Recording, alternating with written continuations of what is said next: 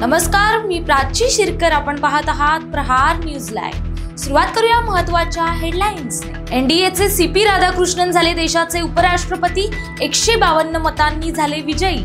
विरोधकांची मते फुटली.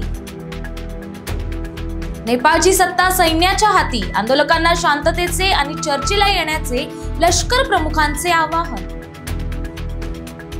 पंतप्रधान नरेंद्र मोदींनी नेपाळमधील परिस्थितीचा आढावा घेतला. पंतप्रधान मोदींकडून नेपाळमधील नागरिकांना शांत राखण्याचं आवाहन. नेपाळमधील हिंसाचारात तरुणांचा मृत्यू हे अत्यंत दुःखद. मोदींची प्रतिक्रिया. मोदी माझे चांगले मित्र. ट्रम्प यांना उपरती. भारत अमेरिका चर्चेतून टॅरिफवर तोडगा काढण्याचा प्रयत्न.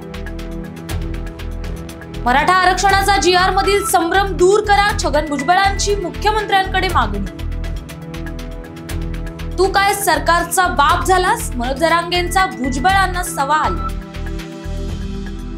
राज्यात 12 सप्टेंबर पासून पावसाचा जोर पुन्हा वाढणार. हवामान खात्याचा अंदाज. दक्षिण मुंबईत धक्कादायक घटना. नेव्ही नगर मधून इन्सास रायफल आणि 40 काडतुसांची चोरी. टिम कुक यांच्या हस्ते आयफोन 17चं दिमाखात लॉन्चिंग. यामध्ये प्लस मॉडेल ऐवजी आयफोन एअर मॉडेलसह जबरदस्त फीचर्स लॉन्च. टीम इंडियाच्या आशिया चषक मोहिमेला आजपासून सुरुवात. तर आज भारताचा पहिला सामना UAE विरुद्ध होणार.